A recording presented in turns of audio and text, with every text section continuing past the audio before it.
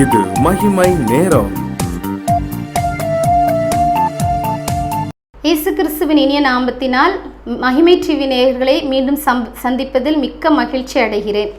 இயேசு கிறிஸ்துவின் இரத்தத்தின் மூலமாக நாம் சம்பாதிக்கும் மீண்டும் ஒரு ஆசீர்வாதம் என்னவென்றால் ஊழியம் செய்தல். ஊழியம் செய்வதற்கு சுத்த மனசாட்சி முக்கியம். இந்த சுத்த மனசாட்சி நமக்குள் கடந்து வர வேண்டும். எடுத்துக்காட்டாக நாம் பார்ப்போம் என்றால், நித்திய ஆவியினாலே தம்மை தாமே பழுதற்ற பலியாக தேவனுக்கு ஒப்பு கொடுத்த கிறிஸ்துவனுடைய இரத்தம் ஜீவனுள்ள தேவனுக்கு ஊழியம் செய்வதற்கு உங்கள் மனசாட்சியை செத்த கிரியைகளற சுத்திகரிப்பது எவ்வளவு நிச்சயம். எபிரேயர் 9:14 குறிப்பிடப்பட்டுள்ளது. நம்முடைய இருதயம் நிறைய கெட்ட காரியத்தினால நிறைந்திருக்கிறது. அதை நம்ம கழுவணும். இயேசுவின் இரத்தத்தினால கழுவும் போது தான் நமக்கு என்ன கிடைக்கும்? சுத்த மனசாட்சி கிடைக்கும். இந்த சுத்த மனசாட்சி இருந்தால் மட்டுமே நம்ம என்ன செய்ய முடியும்? ஊழியம் செய்ய முடியும். அப்படி இல்லை அப்படின்னா ஊழியம் செய்வதில் எவ்வளவு தடுமாற்றங்கள் இருக்கும் அப்படிங்கிறதுக்கு மார்ட்டின் லூத்தர் ஐயா அவர்கள் ஒருக்கா என்ன செய்கிறாங்க அப்படின்னா, ஊழியத்தில் பல பிரச்சனைகள், அந்த பிரச்சனையில ஒரு கலக்கத்தோடு என்ன செய்கிறாங்க, அந்த டேபிளில் உட்காந்து அப்படியே யோசிச்சுட்டே இருக்கும்போது சாத்தான் என்ன செய்கிறான், அவர் இடத்துல வர்றான். வந்து என்ன செய்கிறான்னா, நீ எவ்வளோ பெரிய பாவி தெரியுமா அப்படின்னு அவர்கிட்ட கேட்குறான். உடனே அவர் சொல்கிறாரு, அப்படி யோசிச்சுட்டே இருக்கிறார். கொஞ்ச நேரத்தில் ஒரு பெரிய லிஸ்ட் எடுத்து அந்த பேப்பரில் வேகமாக நீ இந்த பாவம் செய்த, நீ அந்த பாவம் செய்த, நீ கோபப்பட்ட, நீ எரிச்சல் பட்ட, நீ அவனை பற்றி இவன்கிட்ட பேசுன அப்படின்னு சொல்லி வேகமாக ஒரு பெரிய லிஸ்ட் நிறையா அவர் செய்த பாவங்கள் எல்லாவற்றையும் வேகமாக எழுதின உடனே அதை எழுதிட்டு மார்ட்டின் லூத்தர் ஐயா கையில் என்ன செய்யணும்னு கொண்டு கொடுக்குறான். ஐயா வாசித்து பார்த்துட்டு, ஆமாம் இதெல்லாம் நான் செய்த பாவம் தான் அப்படின்னு சொல்லி ஒரு நிமிஷம் யோசிச்சுட்டு அப்படியே இருந்துக்கும்போது திடீர்னு அவருக்கு ஒரு யோசனை வருது. யோசனை வந்து அந்த பேப்பரை அந்த டேபிளில் வச்சுட்டு, அந்த டேபிளில் ஒரு பாட்டிலில் ரெட்டிங் இருந்துச்சு. அந்த ரெட்டிங்கை வேகமாக அந்த பேப்பர் மேலே தட்டி விட்டுட்டு அந்த சாத்தானை பார்த்து சொன்னார், இயேசு கிறிஸ்துவின் ரத்தம் சகல பாவங்களை நீக்கி சுத்திகரிக்குன்னு சொன்னபடி என்னுடைய பாவங்களெல்லாம் இயேசு கிறிஸ்து கழுவி சுத்திகரிச்சுட்டார். இனிமே நான் அதை நினச்சி கவலைப்பட வேண்டிய அவசியம் இல்லை. நான் எழும்பி இயேசுக்காண்டு இன்னும் மீண்டும் அதிகமாக ஊழியம் செய்வேன் அப்படின்னு சொல்லி வேகமாக எழும்புறேன்.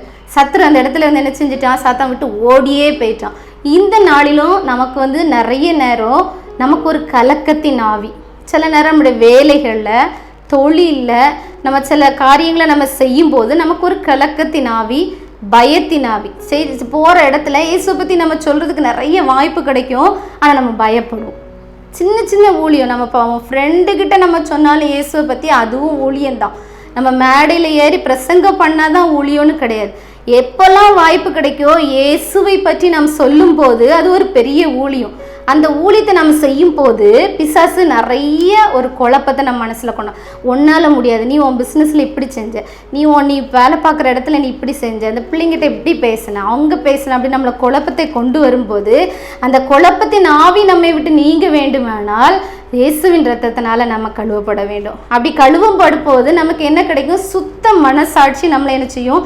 ஆட்கொள்ளும். அப்போ செத்த கிரியைகள் நம்மை விட்டு போய்விடும்போது நம்ம ஊழியத்தில் எழுந்து பிரகாசிக்க நமக்கு ஒரு நல்ல ஒரு வாய்ப்பு கிடைக்கும். இதை தான் ஏசாயா தீர்க்கதரிசி பாருங்க அழகா சொல்றார், ஐயோ அதமானேன், நான் அசுத்த உதடுகளுள்ள மனுஷன், அசுத்த உதடுகளுள்ள ஜனங்களின் நடுவில் வாசமாய் இருக்கிறவன் என்று கூறினார். இப்படிப்பட்ட கலக்கம் நமக்குள்ள ஏன் வருது அப்படின்னா, நம்ம கொஞ்ச நேரம் என்ன செஞ்சிருந்தோம்னா அந்த உலகத்தை பார்த்துருந்தோம். எப்படி பேதுரு வந்து இயேசு கடலில் நடந்து வர்றதை அப்படி பார்த்துட்டே இருக்கிறாரு, ஆசைப்படுறாரு. அவர் என்ன செய்கிறாரு? கூப்பிடுறாரு. இயேசு கிறிஸ்து கூடும்போது இறங்கி என்ன செய்கிறாரு? கடலின் மேலே நடக்கிறார். இயேசுவையே பார்த்து நடக்கும்போது அந்த கடல் வந்து அவருக்கு பிரச்சனையாகவே தெரில. அவரால் தண்ணீரில் என்ன செய்ய முடியுது? நடக்க முடிகிறது. ஆனால் இப்போ என்ன செய்கிறாரு? கடலை சுற்றி பார்க்குறோம். நம்ம கடல்லையே நடக்கிறோம், தண்ணியிலேயே நடக்கிறோம், நம்ம முங்கிட்டோன்னு எங்கே போவோம் அப்படின்னு நினைக்கிற டைமில் என்ன செஞ்சிருந்தாரு? முங்கி போயிருந்தார். அப்போ நம்ம பிரச்சனைகளை நம்ம நினைக்கும் போது நம்ம என்ன செய்கிறோம் அப்படின்னா அதில் முங்கி போயிருந்தோம். சாத்தான் நமக்கு ஒரு குற்ற மனசாட்சியை நம்ம என்ன செஞ்சுதான் கொண்டு வரோம். அப்போ எப்பவும் நம்ம யாருக்கு தான் முதலிடம் கொடுக்கணும்? இயேசு கிறிஸ்து ஒருவருக்கு தான் நம்ம என்ன செய்யணும்? முதலிடம் கொடுக்கணும். அப்பொழுது சேராபீன்களின் ஒருவன் பலிபீடத்திலிருந்து தன் கையிலே பிடித்த குரட்டால் ஒரு நெருப்பு தழலை எடுத்து என் வாயை தொட்டு, இதோ இது உன் உதடுகளை தொட்டதினால் உன் அக்கிரமம் நீங்கி உன் பாவம் நிவிருத்தியானது என்றான் அப்படின்னு சொல்லி ஏசாயா 6:5-7 தெளிவாக கொடுத்துருக்கு. அப்போ இந்த பலிபீடம் தான் என்னது? கல்வாரி சிலை. பலிபீடத்துல இருந்து ஒரு குரட்டை எடுத்துட்டு, அக்கினி குரட்டை எடுத்துட்டு அவர் நாவை தொடுறார். அப்போ இந்த பலிபீடம் பழைய ஏற்பாட்டில் குறிப்பிட்டிருக்க பலிபீடம் நமக்கு இப்போ எது? சிலுவையின் மரம், கல்வாரி சிலுவை. இந்த சிலுவையின் அடியில் நம்ம இருக்கும்போது அக்கினி குரட்டை என்னது? பரிசுத்த ஆவியின் அபிஷேகம். இந்த அபிஷேகம் நமக்குள்ள என்ன செய்யணும்? கடந்து வரணும். இப்படி கடந்து வரும்போது நம்ம என்ன செய்ய முடியும்? வல்லமையுள்ள ஊழியர்களாக நாங்கள் எழுந்து என்ன பிரகாசிக்க முடியும். சிறு பிள்ளைகளை கூட, வாலிபர்களை கூட அந்த கடைசி காலத்தில் மூப்பர்கள் வயதிர்கள் பார்க்காம தேவனுடைய அபிஷேகத்தினால் நிரப்பிக்கொண்டே இருக்கக்கூடிய இந்த காலகட்டத்தில் தேவன் உங்களையும், இதை பார்த்து கொண்டிருக்கிற உங்களையும் நிரப்ப அவர் வல்லமை உள்ள தேவனாக இருக்கிறார். நம்மளால இயன்ற ஊழியத்தை நம்ம செய்யணும். ஒரு சிறு பையன் என்ன செஞ்சானா, அப்படியே காட்டு வழியாக நடந்து போயிட்டே இருக்கிறான். நிறைய குகைகள் இருக்கு. திடீர்னு ஒரு குகைக்குள்ள என்ன செய்யறான்? போறான். அங்கே பார்த்தா ஒரு பேக்கில் 2 விதமான பேக் இருக்குது. 2 விதமான பேக்கில் ஒவ்வொரு பேக்லேயும் 15 மண் பிடிச்சி வச்சு ஒரு சின்ன பிள்ளைங்க விளையாண்டு எப்படி இருக்கும் அந்த கல் இருக்குது. உடனே அவர் அந்த பேக்கை தூக்கிட்டு வெளியே வந்து அந்த மேலே குகைக்கு அந்த சைடில் பார்த்தா கடல். என்ன செய்றான்? அந்த கடலில் கொஞ்சம் பாதி தூக்கி போடுறான். அப்படி சிலது விழாமல் அந்த பாறையில் பட்டு தெரித்து விழும்போது பார்க்குறான், அந்த ஒவ்வொரு மண் பிடிச்சி வச்சுருந்த அந்த ஒரு உருண்டையிலையும் உள்ள ஒரு வெளியேற பெற்ற வைரக்கல் இருந்துச்சான். உடனே என்ன செய்யறான்? ஒவ்வொரு உருண்டையா அப்படி தூக்கி திருப்பி கல்லில் போட்டு உடைக்கிறான். நிறைய விதமான முத்துக்கள் இருக்கிறது. அப்புறம் தான் நினைச்சு வருத்தப்படுறான், ஐயோ அந்த கடலுக்குள்ள விழுந்த முத்தை நான் எப்படி போய் தேடுவேன் அப்படின்னு சொல்லி. நம்ம பார்க்குறோம், மனுஷனை வெளிப்படையான தோற்றத்துல தான் பார்க்குறோம். இவன் அழகா இருக்கான், இவன் அழகா இல்லை, இவன்கிட்ட திறமை இருக்கு, இவன்கிட்ட திறமை இல்லை, இவன் என்னத்தை சாதிச்சிரும், இவனை கொண்டு நம்ம என்ன செய்ய முடியும் அப்படின்னு நம்ம மனசுல நினைக்கிறோம். ஆனா அதுக்குள்ள இருக்கிற ஆத்மா வெளியேற பெற்றது. அந்த ஆத்மாவை நம்ம அலட்சியம் பண்ணவே கூடாது.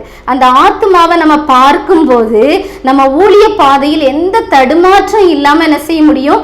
ஊழியம் செய்ய முடியும். அந்த ஆத்ம பாரம் நமக்குள் வரும்போது தேவனை கடைசி காலத்தில் நம்ம சந்திக்கும் போது, எத்தனை ஆத்மாக்களை எனக்காண்டி நீ சம்பாதிச்சிருக்கேன்னு கேட்டா வெறுங்கையனாக நம்ம போய் நின்னா ரொம்ப கஷ்டம்.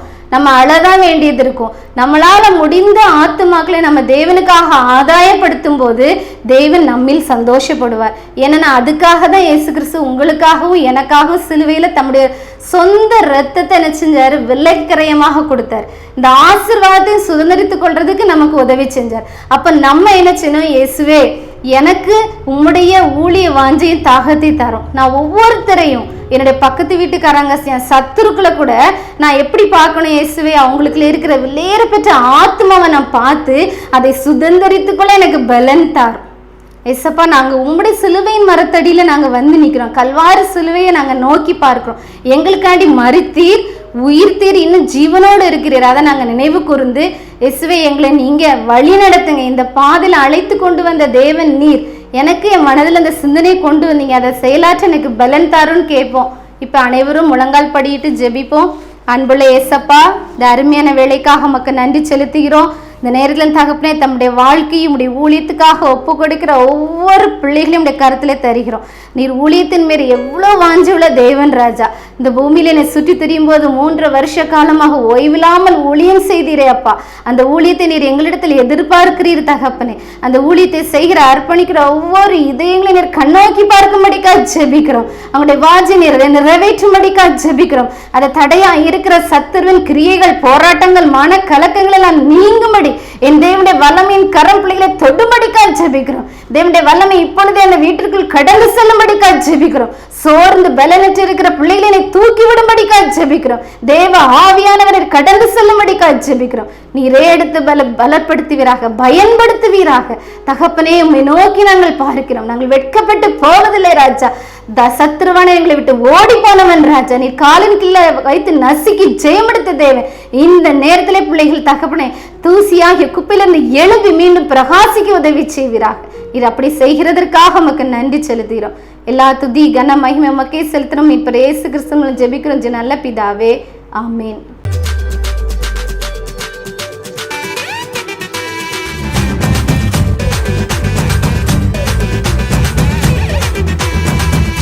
மகிமை மகிமை